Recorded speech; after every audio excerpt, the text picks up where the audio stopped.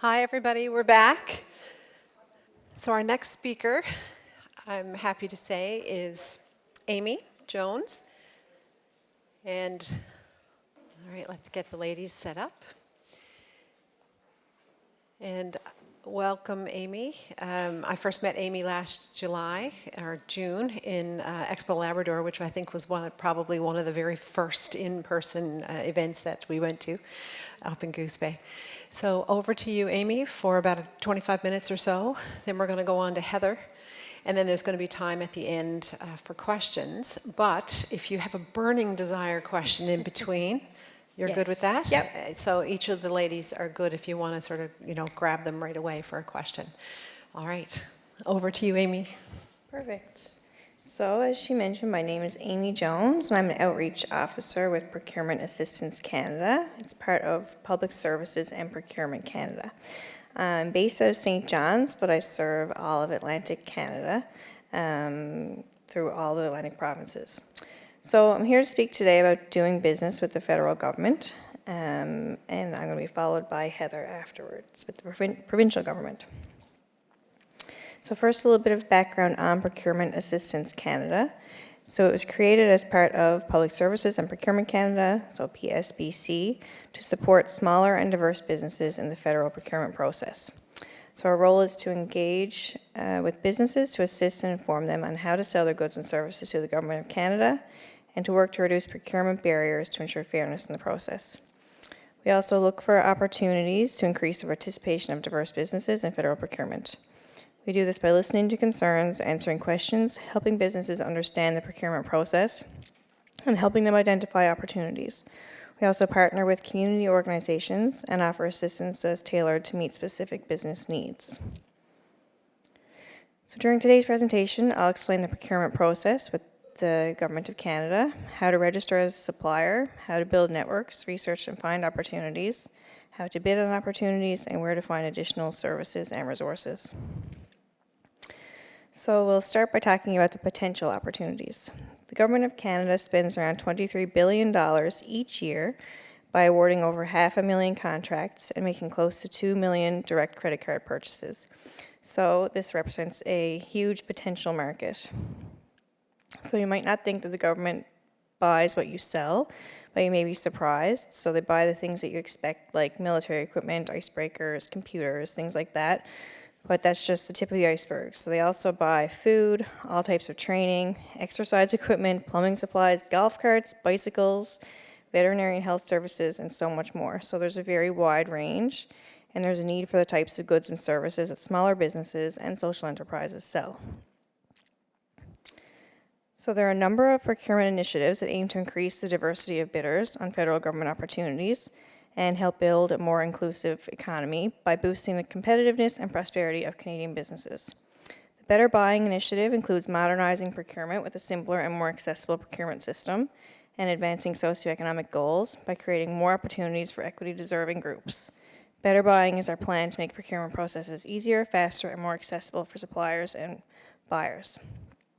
So it means using the government's purchasing power for the greater good to help social objectives such as accessibility, increased opportunities for businesses run by equity-deserving groups, such as women, visible minorities, and persons with disabilities, increased opportunities for Indigenous businesses, and environmentally friendly purchasing.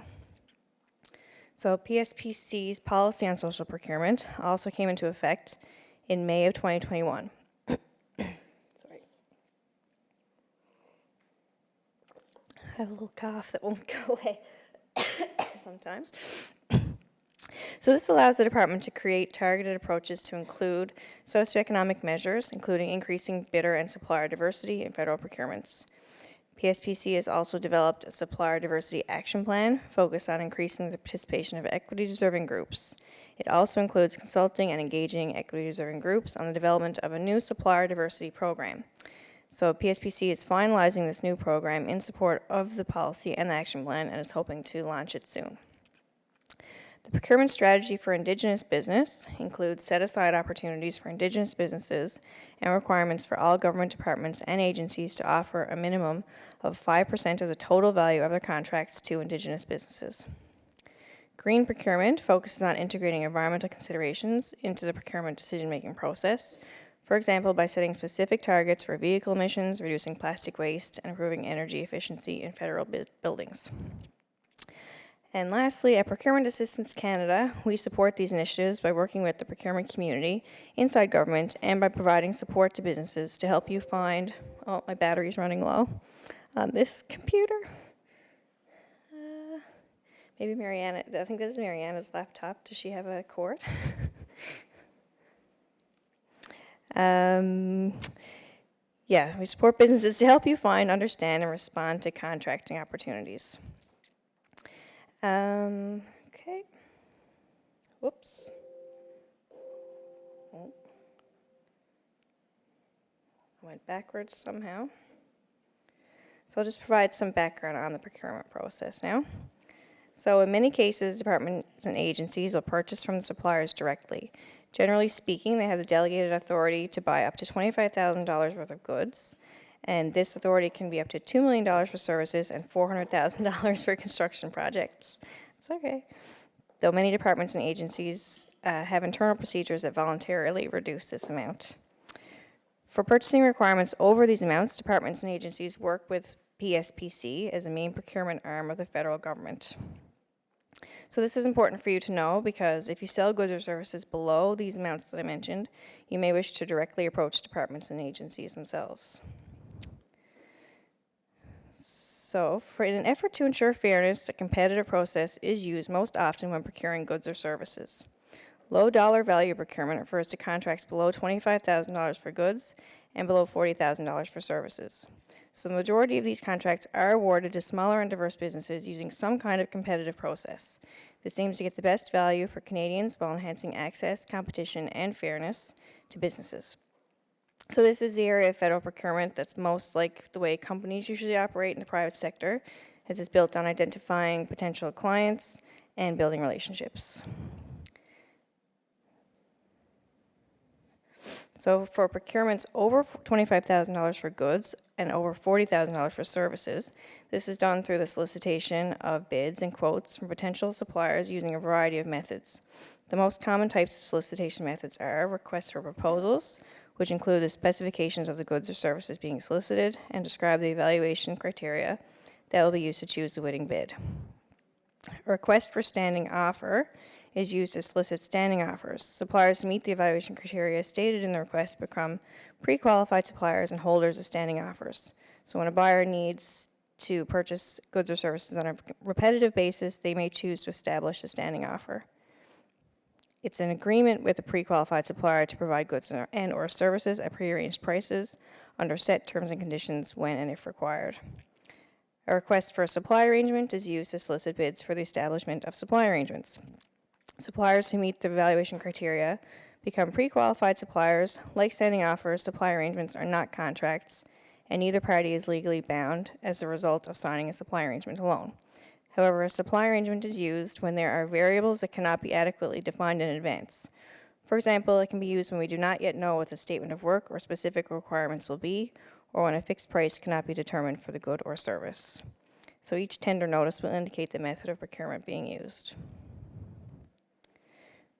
So something I wanted to touch on briefly was collaborative procurement. Provinces and territories, as well as non-federal government entities, such as municipalities, schools, hospitals, and aid agencies, public health, and intergovernmental organizations, and others in the broad public service, can access standing offers or supply arrangement issued by PSPC through the Canadian Collaborative Procurement Initiative. There are numerous benefits to suppliers listed here. So qualifying for a standing offer or supply arrangement can lead to opportunities in several areas of the public sector, not only limited to the federal government. Most often, contracts are awarded through a competitive process. According to Canadian government contract regulations, sole source purchasing can only be undertaken under the following 4 circumstances. In the case of a pressing emergency, low dollar value, as I discussed earlier, when it's not in the public interest to solicit bids, such as for reasons of national security, or when there's only one known supplier, for example, when a supplier owns a copyright license or patent. In each of these cases, sole source purchasing decisions must be fully backed up with sound justification, and in all other circumstances, goods or services must be bought using a competitive approach. So I'll provide some more information on registering your company to do business with the federal government. So you may already be familiar with the buy and sell. So it's buyandsell.gc.ca. But just very recently, we transitioned to Canada Buys. So it's canadabuys.canada.ca. So you now need to use Canada Buys to search for Government of Canada tenders and contract history, and to register to submit bids electronically through SAP Ariba. So buy and sell is still your source for detailed federal procurement information, including how to register as a supplier, procurement policies and guidelines, key procurement contacts, and things like that. But and over time, information that's currently on the buy and sell will also move to Canada Buys. So if you're looking to search tender opportunities, in Canada Buys is the place to go. But for a lot of additional procurement information, it's still buy and sell. So as federal procurement transitions to online, you may be able to bid on some tender opportunities through our new SAP Ariba system, while some opportunities will continue to require bid submission through other methods, such as a bid receiving unit or through Canada Post Connect. Each procurement opportunity will clearly detail the delivery method to submit a bid. So there are two types of registration for suppliers. You should register in the supplier registration information system to obtain your procurement business number. And this number is currently required for bids that are not processed through the new SAP Ariba system. You should also register in SAP Ariba to bid on opportunities posted to the new electronic procurement solution. So a lot of places to register, and I haven't even mentioned them all yet. So, having registered in the SRI and SAP Ariba, you can also consider some other competitive supplier databases and methods of supply. So each database lists suppliers of specific types of services and are used by government buyers to identify potential service suppliers. Depending on the nature of your business and the goods and services you provide, you may find it appropriate to apply to more than one method of supply of competitive supplier database. So I won't go through each of these in detail, but you can feel free to follow up with me afterwards. And this presentation is going to be provided afterwards with all of these links, so they will be useful to you, I'm sure. So now I'll talk a bit about finding opportunities. So as I mentioned, Canada Buys is the official source suppliers should rely on to find Government of Canada tenders. Be sure to check for new tenders posted on the website on a regular basis. It's easy to navigate and allows suppliers to search for new contract opportunities as well as see past contract awards. There are a number of benefits to searching using Canada Buys. You don't have to register to search. You can search using plain language keywords and narrow down your search results by region, government agency, or department, and more. And you can find related procurement data for any tender, previous contracts, as well as current standing offers and supply arrangements. And you can also save your search and subscribe for updates for email or web feeds. So registering is an important first step, but to be successful, you must also do research and build networks. While it's a fundamental principle of government procurement that all processes be transparent and open and fair for purchases under the threshold levels mentioned earlier, so under $25,000 for goods and $40,000 for services, it can be helpful to strategically connect with officials in departments and agencies to learn about what directions their department's procurements may be heading. The Government Electronic Directory Service provides a directory of federal public servants across Canada, except for the ones listed here for security reasons. A variety of search capabilities allow you to locate employees by name, organization, contact information, or title. And Public Services and Procurement Canada also has regional offices that can provide you with information about selling opportunities in your specific area. So just some brief information on bidding on opportunities. So as discussed, many of Government of Canada contracts are awarded through a competitive process, which requires that you submit a bid. Requirements can be quite specific, and you'll want to make sure that your bid meets all of them and that you offer the best value for money. When deciding whether or not to bid on an opportunity, you need to consider several factors. As a supplier, you should ask yourself, am I capable of offering the service or product requested? Do I meet the evaluation criteria? Am I willing to accept all the terms and conditions? If you answer no to any of these questions, then the particular opportunity may not be the one for you. If you have any questions on an active tender, you can reach out to the contracting authority on that tender by following the communication instructions in the solicitation documents. So Procurement Assistance Canada, people like me, we're here to help with the bidding process in general, but if there's specific questions on a tender, then those questions have to go to the contracting authority for that tender. So as mentioned, you may see some tender opportunities that require electronic bidding. These opportunities will direct you to register for an SAP Ariba account through Canada Buys.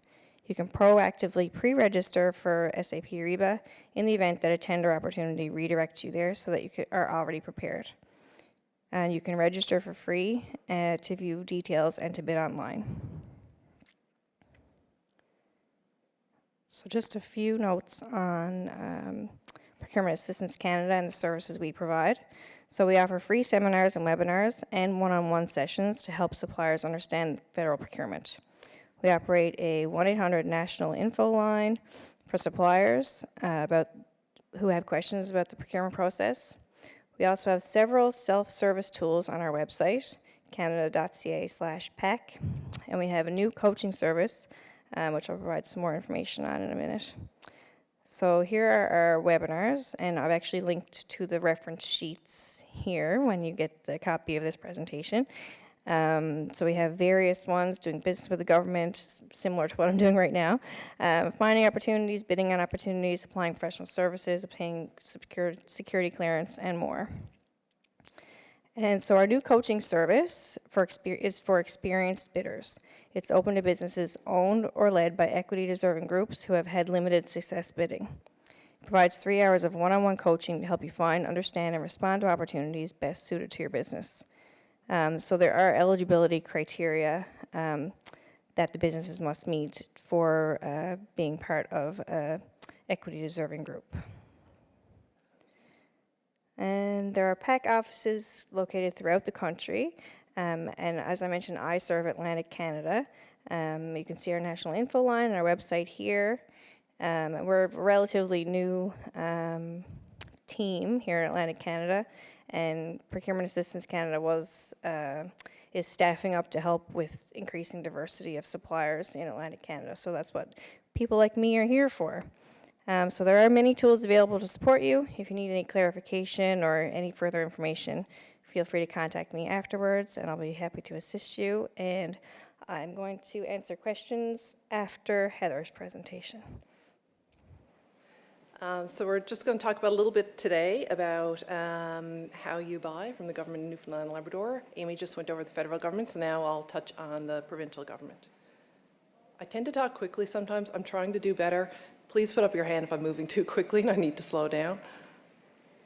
So before we get into specifically selling to the government of Newfoundland and Labrador, I want to talk a little bit about our legislation and how it's changed recently.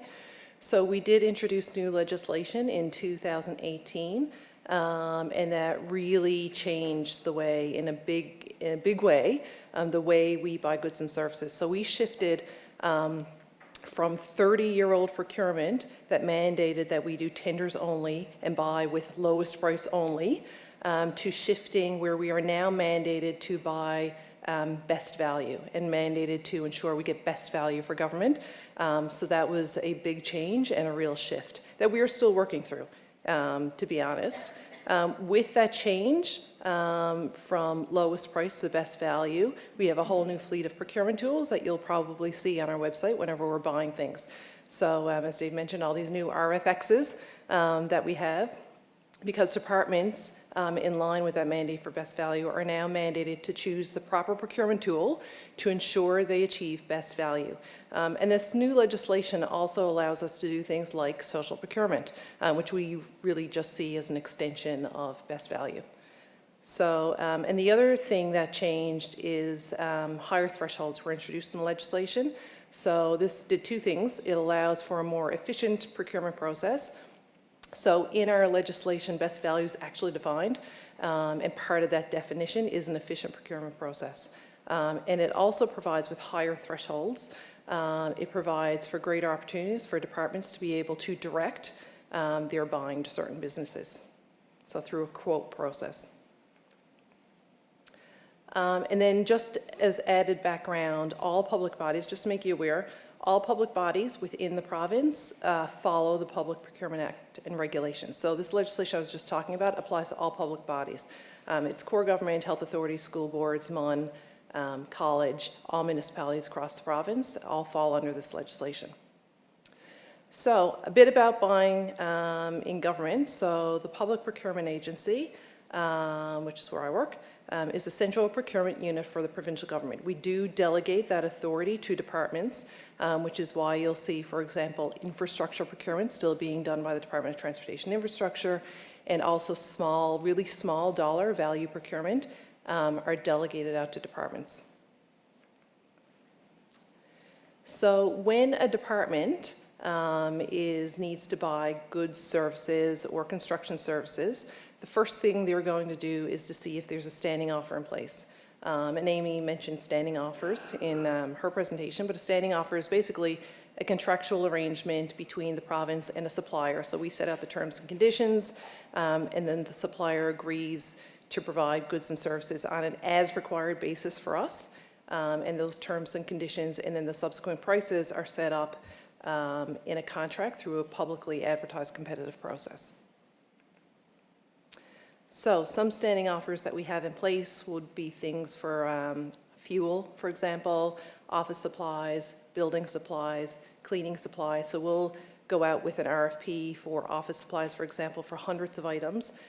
Somebody will bid on that, and then we can just order from that contract, so we don't have to constantly go out and get quotes and that sort of thing. Standing offers for services might include things like consulting services, information technology services, or training. Procurements for standing offers are usually issued throughout the year as old contracts expired, and then we communicate those to all departments in government. So for really small purchases, under $2,500, departments, and I mentioned that we delegate out, so we've delegated out those really small purchases to departments. They have the authority to approach businesses directly to make purchases using their P-card, which is basically just a government credit card. If you guys are really small businesses, then maybe you'll fit in this area. But we can just go out, and departments can go out for purchases under $2,500 and just purchase directly. So if no standing offer exists, so if a department goes out and they see that no standing offer exists and the purchase is over $2,500, so they can't use that government credit card, then they have to take a different procurement approach depending on if it's a high dollar value or a low dollar value procurement. And it's always based on the estimated value of the procurement before you go out, because then you have to make that choice on how you need to go out. So for purchases less than the following thresholds, so if the value of the goods is less than $26,400, or services or public works is less than $105,700, or if the estimated value of the lease is less than $100,000, departments can get quotes instead of doing an open call competitive process. So we require at least 3 quotes when departments go out. Or if they can't get 3 quotes for some reason, then we require that they demonstrate that they achieved a fair and reasonable price for what they're buying. Departments can still do an open competitive process below these thresholds, because again, they're mandated to achieve best value. So if they think that's going to get them best value, then they can still do that, but they're not obligated to do so. And just to be clear too, these thresholds that I have here, because I'm talking about core government purchasing, these thresholds apply to departments. The thresholds are a little different depending on if you're looking at other sectors like crown corporations, academic, healthcare, that sort of thing. So if the estimated value of the procurement is greater than the thresholds that I just demonstrated, departments must, and I know I have a little asterisk there, I'm going to talk about that in a second, must conduct a competitive open call procurement process. So for this process, the procurement is publicly advertised on the agency's electronic procurement system. I'm going to talk about that in a second, for a specific number of days, and the time frame really depends on the complexity of the procurement and the urgency of the requirement. So I said must, and I know Amy alluded to this in her presentation, but there are times when an open competitive process is not required, even though the procurement is above those thresholds. So obviously, if you're below the thresholds, then you don't have to do an open call. If the open call for bids could be expected to compromise security, so this is one of the points that Amy raised. So the RNC will use this from time to time. If the good or service is available from another public body, so we're located in the Petton Building, for example, we need our parking lot cleared of snow in the winter, but we don't have to advertise for that because the Department of Transportation Infrastructure can do that for us. If emergency or situation of urgency exists, so we saw an example of that recently with Hurricane Fiona, and we had some public infrastructure that was damaged or destroyed, so we don't have time to write up our specifications and do an open call. So if an emergency or situation of urgency exists, we can just go out and procure the required public works that we need. If there's only one source reasonably available for the commodity, or if there's a list of pre-qualified suppliers that's already been established. So sometimes a public body, if they have a recurring need for something, one example is our housing corporation, for example. They're always doing repair, maintenance, renovations, that sort of thing. So they'll go out and do a publicly advertised call for suppliers. They'll pre-qualify them. I know Impact Construction is on that list, and then they'll go out with that list, and then they'll just pick suppliers off that list as things come up during the year, so they don't have to constantly be doing open call after open call. So how do you submit a bid? So in November 2020, we moved from a paper-based, fax-based submission process to an online e-procurement system. So our system is hosted by Merck's. To access this system and receive notifications, you have to register as a user. It's really easy. I did it myself, and it's pretty simple. So the platform can be accessed through the Public Procurement Agency website. So I have our website address at the end of this presentation. So you just go into our website, you click on bid opportunities, and that'll bring you right to the system. You can just register as a user. And there's no cost to access provincial procurement documents. So there's no cost to access the site or to bid on anything. So the site's pretty user-friendly. It allows you to, similar to the federal site, tick off points of interest, and then it'll send you, if you tick off construction, for example, then it'll send you procurements if they relate to construction. What it also does too is if you are interested in a procurement, you just click on it out of interest, then it will send you notices on that procurement. So I just clicked on one recently just to see where it was or if it had been posted yet. And then when it closed, it sent me an email saying it was closed. And then when it was awarded, it sent me an email saying it was awarded. So it's really, it keeps you in the loop. So it's really good too because you don't have to constantly be checking our website to see the status or see new procurements. If you tick off your interested boxes, then it will send you emails and feed that to you. So a few tips if you're submitting bids. Do not wait until the last minute to submit a bid. Once the deadline has passed, the system will no longer let you submit a bid. So the one thing that has not changed in procurement at all is that bid deadline. So if you're late, we can't accept your bid. And the heartbreaking stories of people that just waited to the last minute and something happened, the power went, they set up the wrong time. It's just please submit it on time because it is really heartbreaking if somebody just misses it for no good reason. If you have questions, issues, or problems with the procurement document or the requirements, reach out using the Q&A function offered by the e-procurement platform as soon as possible. I can't emphasize this one enough. I mean, there are times when we're not perfect. We'll put things in our specifications that maybe were too restrictive and it was an oversight on our part. There are ways that we may be able to adjust some of that stuff, but we need to know in advance. So if we put out, for example, a procurement document that says we want to buy a fleet of purple cars, and you have dark blue cars, you might be able to, in the Q&A function, say, do you accept dark blue cars? And if we can, then that's great. We'll issue an amendment. We'll say we are now procuring for purple cars or dark blue cars, and then you can submit your bid, and we're good to go. If, however, you wait till after the procurement closed, and then you have ticked off on your form to say, well, I don't have a purple car, but I have a dark blue car, there's nothing we can do about that because we have to evaluate according to what we advertised. So if you have any questions, please reach out and let us know in advance, and we may be able to answer that for you.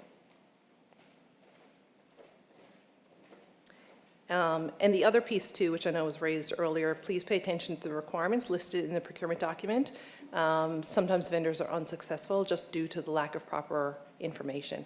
And really, really good piece of advice offered by David earlier. The stuff that we're looking for is really in Appendix X, or I think it's actually Appendix C in our documents.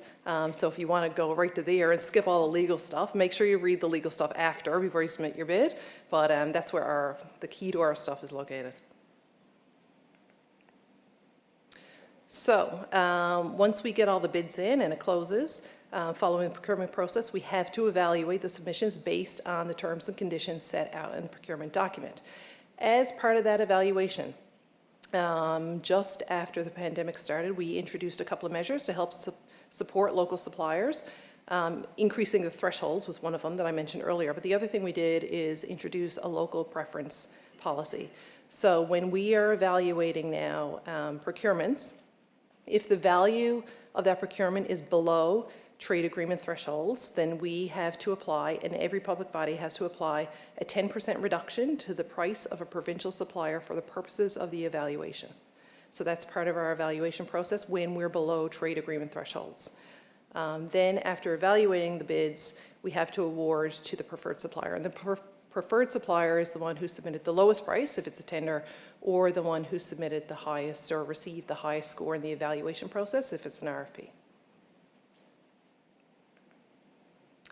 And the other piece that David mentioned too is supplier debriefing. So we would tend to do this anyway, but our legislation now, we had the new legislation come in, actually requires public bodies to do a debriefing if requested. So an unsuccessful supplier can make a request to the department for a debriefing within 10 business days of the award being made, and the public body has to comply with that within 10 business days.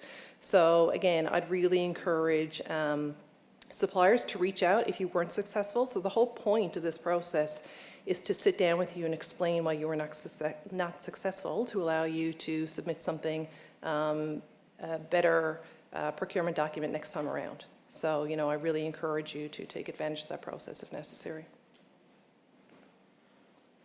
So that's it. I don't know if anybody has any questions for me or for Amy.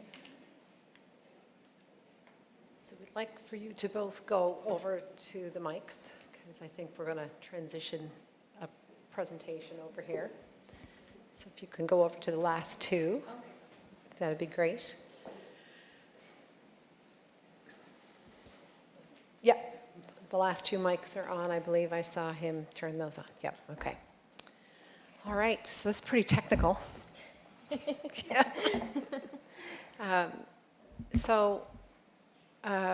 You know, capacity is always an issue with small organizations, and bigger organizations have people hired just to do this.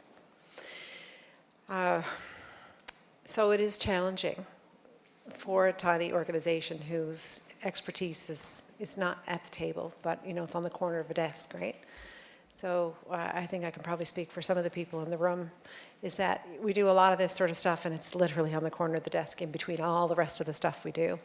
So it's a small organization, small business, and they really want to try this. Amy, you seem to have 3 hours, you know, one-on-one coaching if we qualify. Is there anything like that that you have, Heather, with the province? For small organizations? Yeah, demystifying how this works one-on-one. Yeah, so we do training anytime. So we actually, you know, I say that all the time, but I don't think it's obvious because we don't get a lot of requests.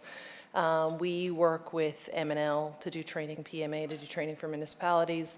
We're actually going to advertise soon. There's going to be a button on our website to click if you need training, and we'll do training whenever anybody needs it, on demand. We'll do it online. We'll come out if you have a group. So we'll always do training. And so, you know, and the training is, the breadth of the training is all over the place. So if you need to talk about moving away from doing tenders, because you can do that now, we'll talk about that. And that's a lot of the conversations we have with smaller municipalities and just trying to navigate the new legislation. But we'll also talk about things like social procurement and different ways to approaching evaluation or more complicated procurements if that's where you are. So any sort of training or conversation we're open to. I think it might be fair to say that we will be reaching out, and that Absolutely. we'll hit that button before you know it. I wanted to add to that too. So the 3-hour coaching service is something that we provide, but we also just do one-on-one at any point in time. So that's really what my role is. So anybody can reach out anytime and have a one-on-one session with me, but the coaching is just really tailored and specific, and we have people who are trained as coaches, but our outreach officers like me, we can talk to any, especially we're focusing on small and diverse businesses. So anybody can reach out to me and we can talk with at any time. And we have the webinars that happen on a regular basis that you can register for online. And we do sessions with interested organizations if anybody wanted to reach out, and we organize those as well. So I guess the coalition will be calling. I have to go over to this side. All right, any questions? Mary Lynn.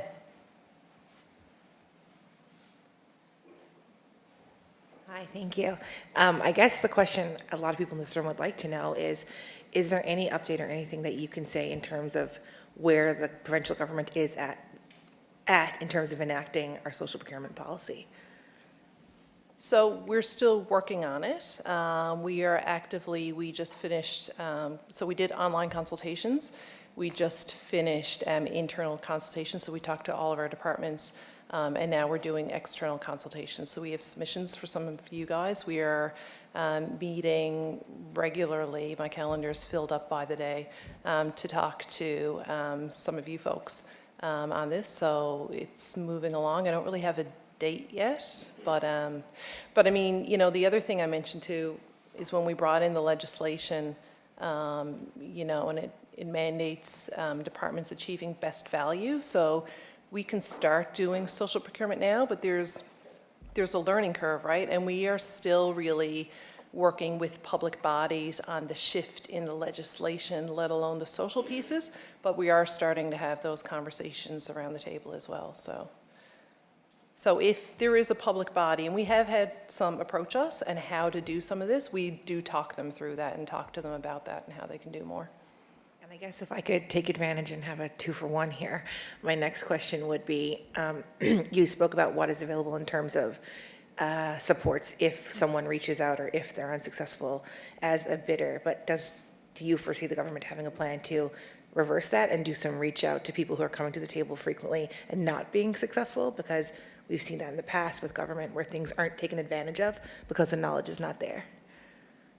So I'm not sure if I understood your question. I'll give you a bit of information. I don't know if this doesn't answer, you can let me know. We've started doing more supplier development. So this is something else. So this slideshow that I just went through, we've started doing with suppliers to just let them understand our procurement process better, because you know some weren't even aware of the standing offer process, for example. We are going to put this on our website so anybody can click on it at any time very shortly and learn about that. The other thing that we've started to do is for larger procurements to reach out to suppliers in advance. So right now we have a request for information on our website because we're about to do a new RFP for managed print services, you know, and that's a larger procurement. It's something that, you know, has changed in the last number of years since we last went out. So we have sent out an RFI to just literally sit down and talk to suppliers to say, okay, what's changed in this world that we need to know about before we start writing our RFP. So we've started reaching out that way as well. I don't know if that answers your question or not. That's good, thanks.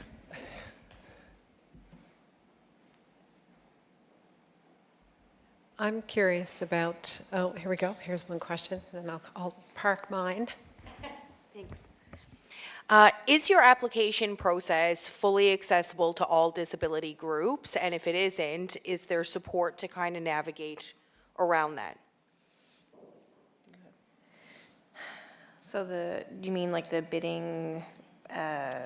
So the application forms, Yeah. the website, do they work with, you know, modern adaptive technologies? So for individuals who are part of the blind community, for example, that would use, you know, adaptive technologies like JAWS to navigate websites and forms, and plain language for other, you know, groups that may, you know, struggle with literacy. Are those processes open to them and accessible?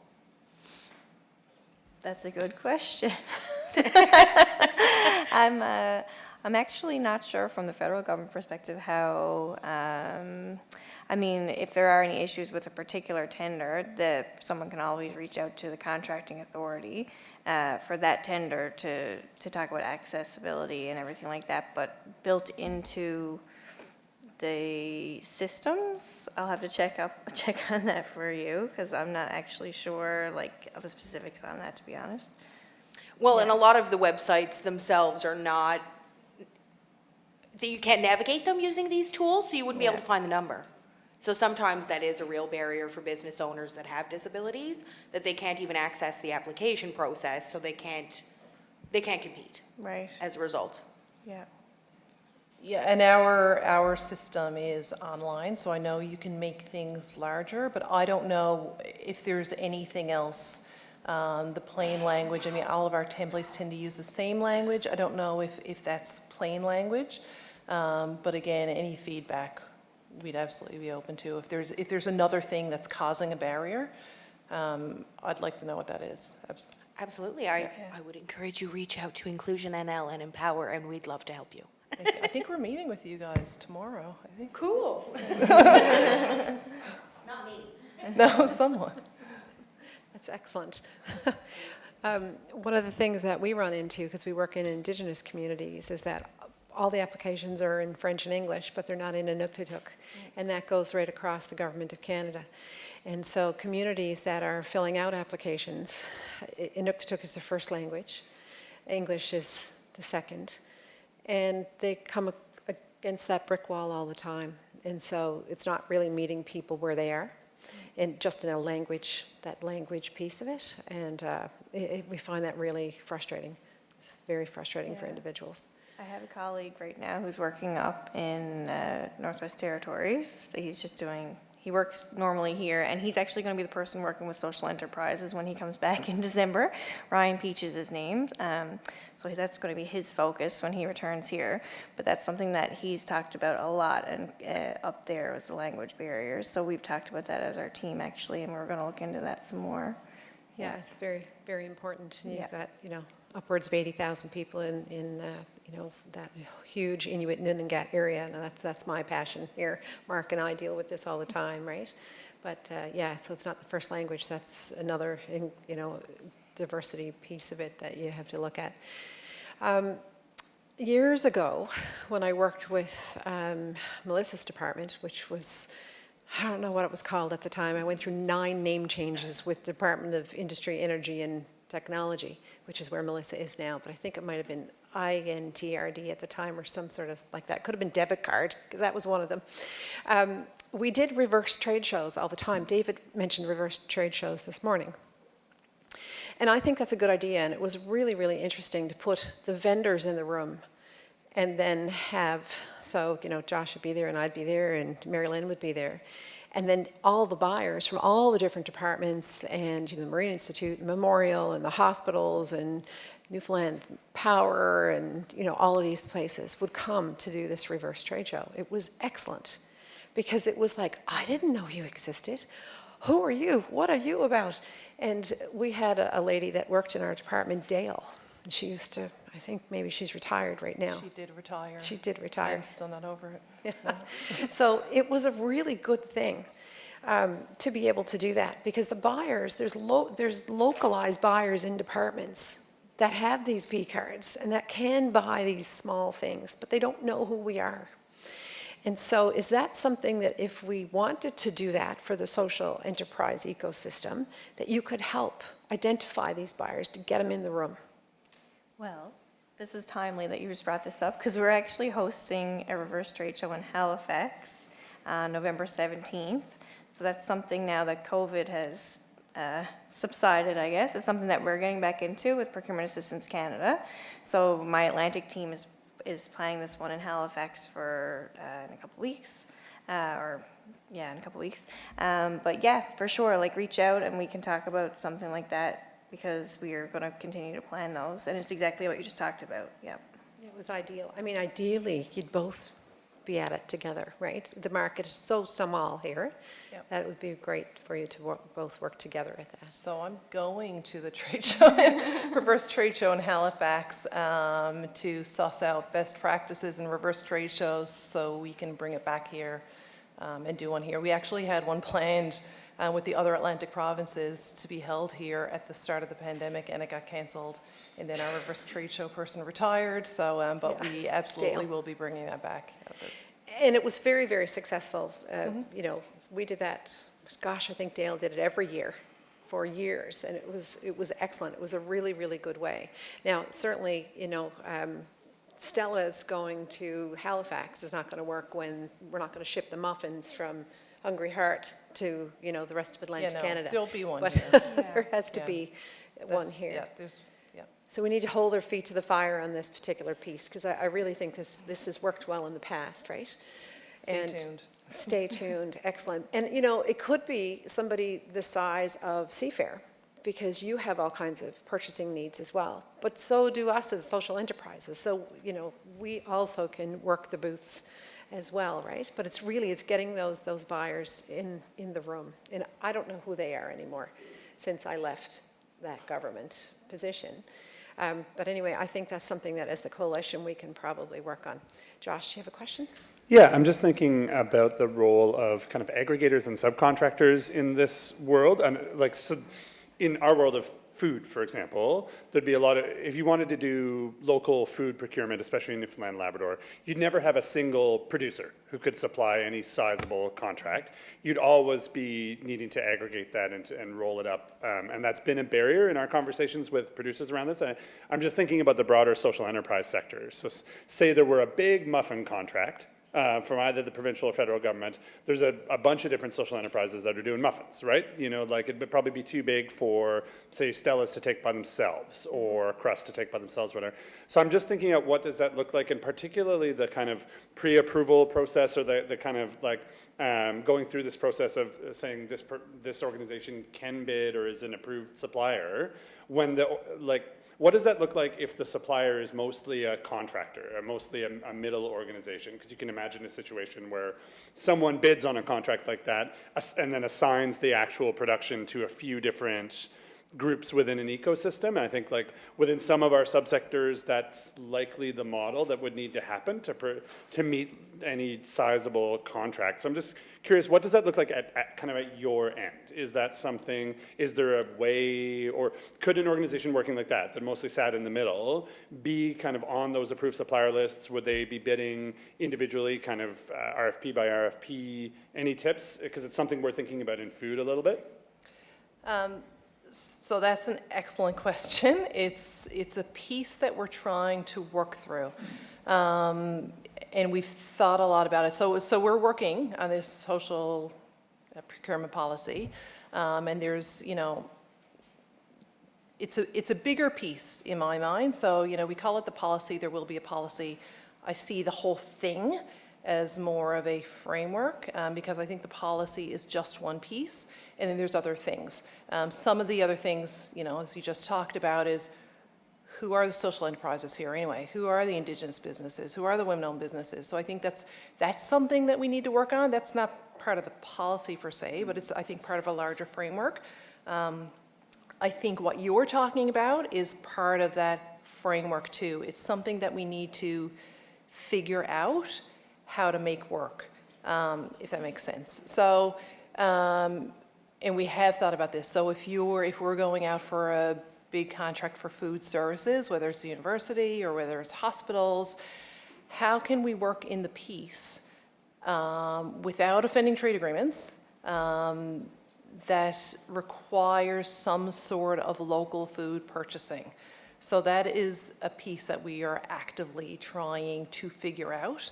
And to, you know, we don't have tons of suppliers either. Even on the big stuff, we still have limited people who bid on our stuff. So it's without turning them away. So we have no bidders because now they see it as difficult and tangly. So it's a piece we're working on. I haven't found a solution yet, to be honest, but a piece that I'd love to try to work through. And I think these, I call them consultations. They've been more like conversations that we've been having. But I think, talking through some of those pieces, and we had, I don't know, David's gone, but we had a great conversation with David the other day who, said a few things to us and tips to us on how to approach this that have been really helpful. But that is one of the pieces that I am really trying to wrap our heads around how to kind of crack that egg. So, I'd love to talk it through. I don't have as long of a response as Heather, unfortunately, sorry.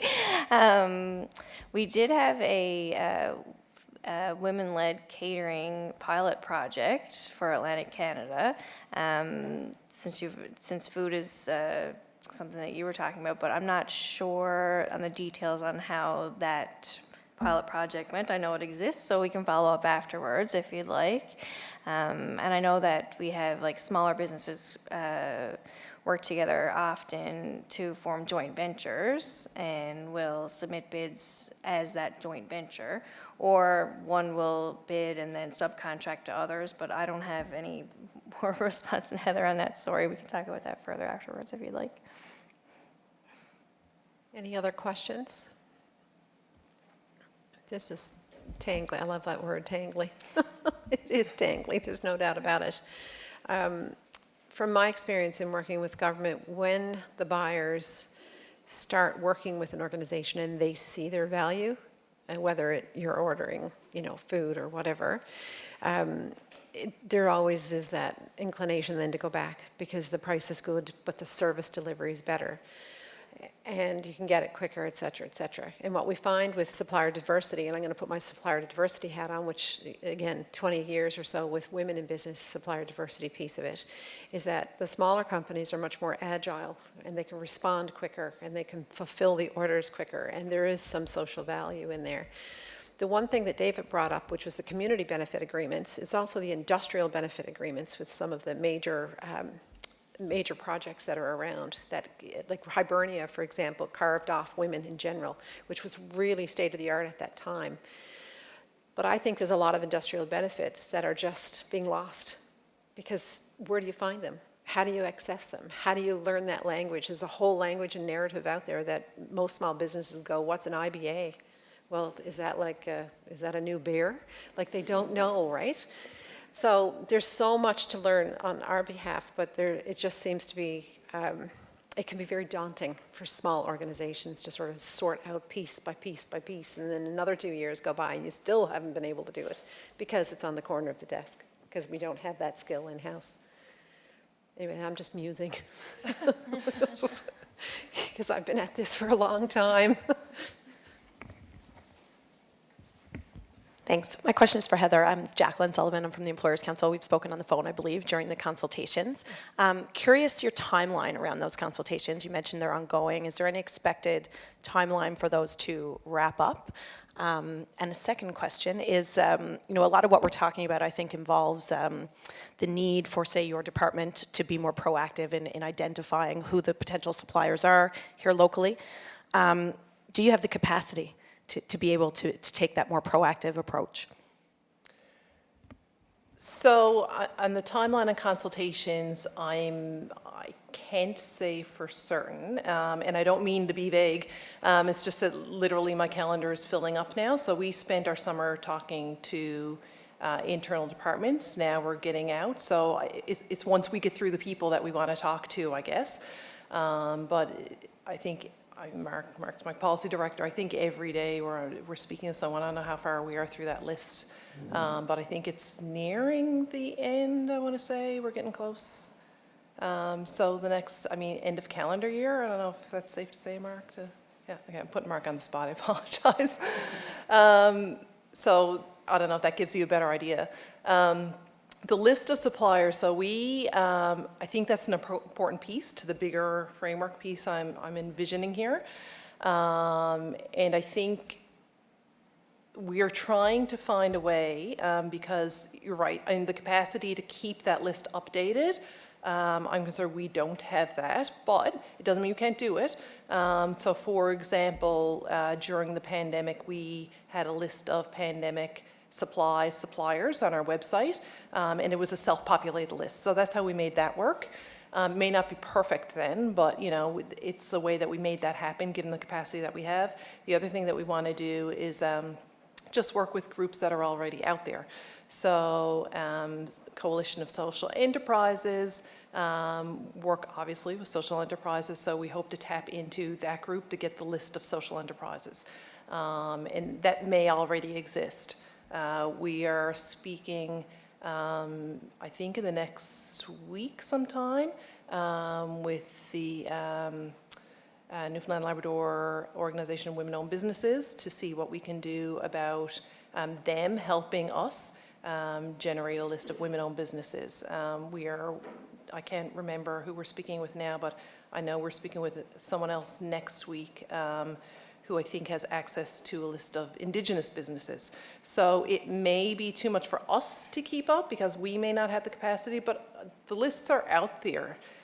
Sometimes, not all the time, sometimes they still have to be built, but we are hoping to tap into those organizations that already have the lists and use that to link into. That's good.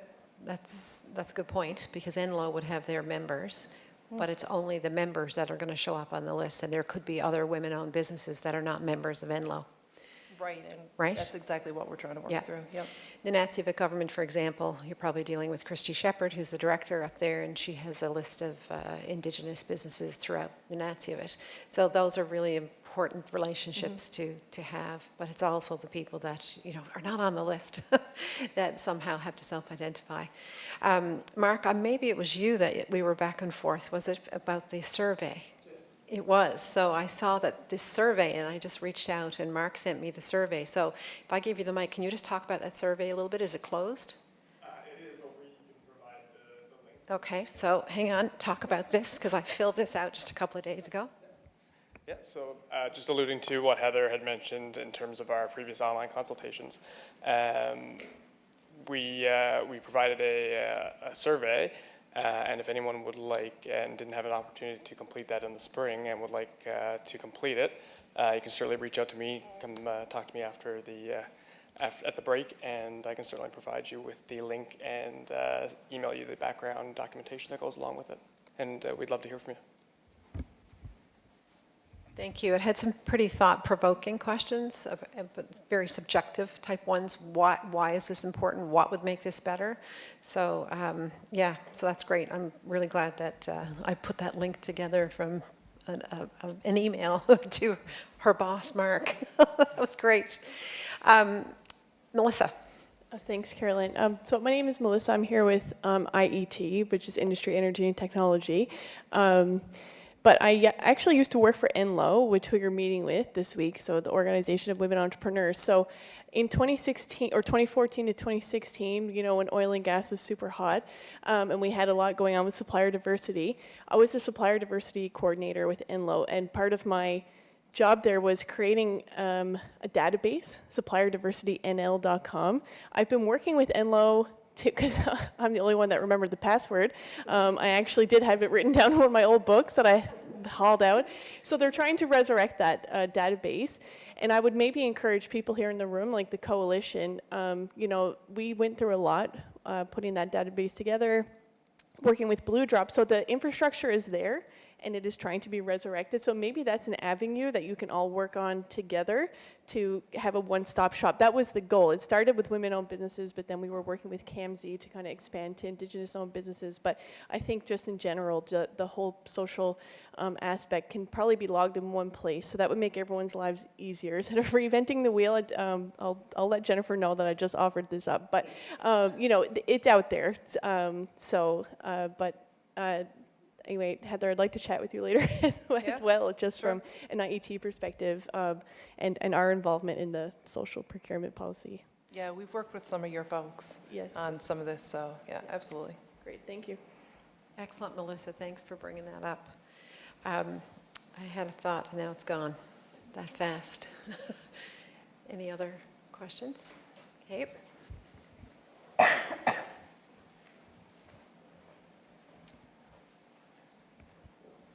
I heard a lot earlier about you guys looking for best value instead of just lowest price. Could you speak on how you guys define best value other than economic value? So it really depends on the public body and what they're buying and what they want that to look like, and how they determine and how they define best value. So best value is defined in our legislation as the best balance of quality, price, service within an efficient, effective procurement system through an open, transparent procurement process. So how that department or public body defines best value with respect to the balance of price versus quality, and how they put that in an evaluation framework, that's how they would define best value. I don't know if that's really answering your question. I mean, it's not, we don't dictate what best value looks like. Sometimes best value is lowest price, depending on what you're buying. But, you know, just as an example, when we used to buy vehicles, years and years ago, and it was just tender, we used to put out a very specific vehicle and say, give us your lowest price on this vehicle. And that's how we bought cars. But now we look at, you know, we say we need something with 4 wheels that can carry this weight, depending on what we're looking for, what department's buying it, if it has to be a truck or anything, because sometimes they have to carry moose around, so it has to carry a certain weight. But then we'll look at things like, you know, price is only part of it. So now we'll look at capacity and fuel efficiency and those sorts of things too, to get at best value, life cycle cost, as opposed to just price, and those types of things. So I don't know if that answers your question. Yeah, I was kind of looking for more like, sorry. I was kind of interested in like community building, or looking at how we can build more community capital from the government's perspective. So just looking at like capacity and I guess that kind of thing. So I think the social procurement policy, when this social procurement policy comes out, that will help with that. I think, to be honest, it's you know, the policy is just a small part that's going to say, you know, thou shall do this. But right now, I think, you know, a large part of that is going to be capacity building, and I think it's going to be, you know, a ramp up as we start learning how to do this. I mean, to be honest, we're still ramping up from the new legislation. We're out doing training all the time on reminding people that they can look at best value, not just lowest price. So we're constantly doing that. And I think, you know, when the social procurement policy comes out and it's part of the conversation around your procurements now, because they have to fill out the form, I think that will help that conversation for sure. It's happening now a little bit. You know, we just didn't create this on our own. So we've had mandates from Social Enterprise Action Plan to work closely with social enterprises in procurement. In the Premier's Economic Task Force report, there is a mandate to develop a social procurement policy. So I think just being driven by those policy documents, the conversations are starting to happen. So we'll have occasionally public bodies or departments approaching us now to say, can we do this, number one, and how do we do that? So we're starting to have those conversations, but I think once the policy is out there, and you know, in the consultations that we've been doing all summer, we did consultations on environmental procurement, we did them on local procurement, we did them on social procurement.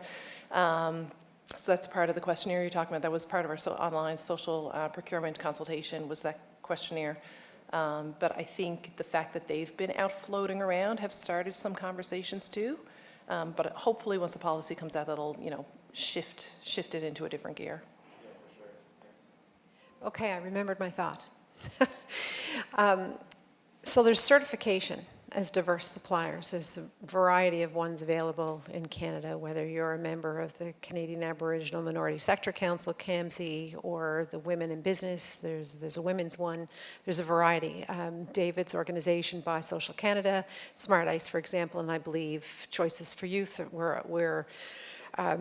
we've been sort of qualified as a social enterprise. In the procurement piece of it, I mean, we did this because we thought it was an important piece, and other social enterprises know that we're actually talking the talk and walking the walk, right? Not just talking the talk. What do you guys think of that? Does it come up when you're looking at things to say we are a certified social enterprise? I know that for us, I mentioned the the procurement strategy for Indigenous business. So when it comes to Indigenous businesses, we actually look at the list from the Indigenous Business Directory that's administered by Indigenous Services Canada. So that's the list that we use for any set-asides and for having any businesses count towards that 5%. So that is like a government-administered list. And eventually, we're hoping to have that list owned by a non-government organization. But for social enterprise, I'm not sure how much the list contributes to the decision making on that. Do you have more of an answer for that one? So I think certification would be important from our side if we're looking at businesses that we want to directly engage in. That's one way of looking at it, unless you have an organization like Coalition of Social Enterprises that tells us.